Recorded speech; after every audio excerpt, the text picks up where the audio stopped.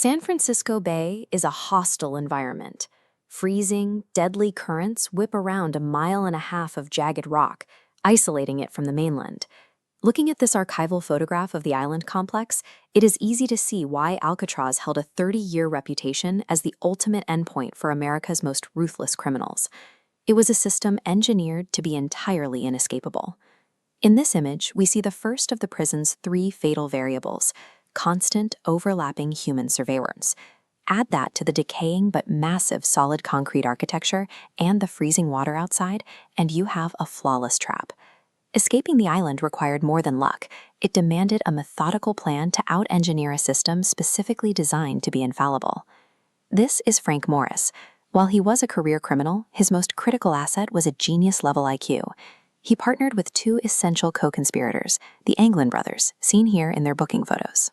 Together, this trio spent over a year working in absolute secrecy, mapping out the prison's vulnerabilities and slowly gathering materials.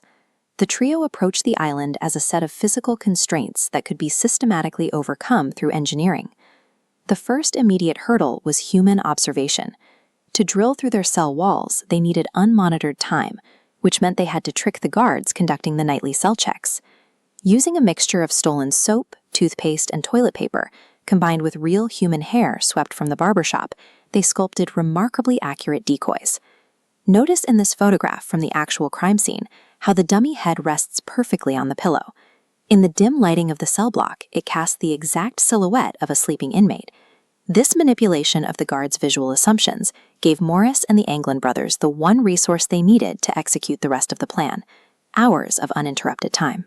With the guards fooled, they faced their next massive problem: silently carving through inches of solid, decaying concrete to reach the utility corridor behind their cell air vents. They couldn't smuggle in heavy tools, so they sourced their own. They stole standard metal spoons from the mess hall, snapped off the handles, and managed to salvage a small motor from a coin-operated vacuum cleaner. This schematic illustrates their mechanical ingenuity. By pairing the sharp spoon handles with the vacuum motor, they created a makeshift quiet drill capable of steadily boring through the crumbling concrete. Every day, they practiced strict operational security. As the holes grew larger, they concealed their progress by plugging the gaps with meticulously painted cardboard grates that matched the original iron vents. By turning the prison's own tools and aging infrastructure against itself, they converted a solid concrete wall into an open corridor. Breaking out of the cell block only put them face to face with the final, deadliest barrier: the freezing, shark-infested waters of the bay. Surviving the water required buoyancy. In a massive logistical feat, they slowly stole and hoarded more than 50 rubber raincoats from the general inmate population over several months.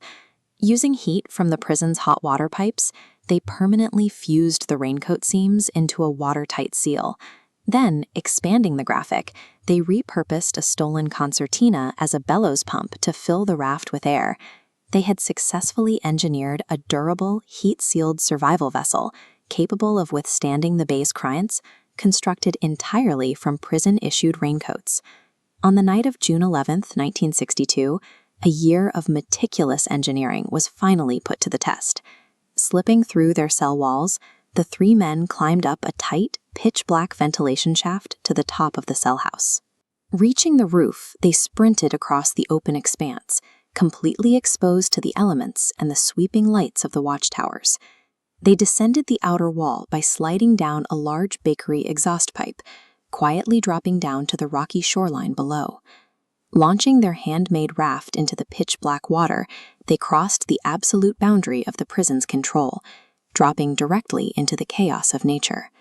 The immediate aftermath is a matter of historical record. Morris and the Anglin brothers pushed off the rocks, vanished into the freezing currents, and were never seen again. Despite launching one of the most massive manhunts in American history, the FBI never found their bodies. It leaves behind an incredible historical question. Did the harsh environment of San Francisco Bay swallow them up, or did their engineering allow them to navigate to safety? For decades, theories and scattered evidence have fueled the belief that the men survived the night and are still living in hiding today. Regardless of their ultimate fate, These three men demonstrated that even a theoretically perfect system can be dismantled by enough time and patience. Alcatraz was no longer considered inescapable.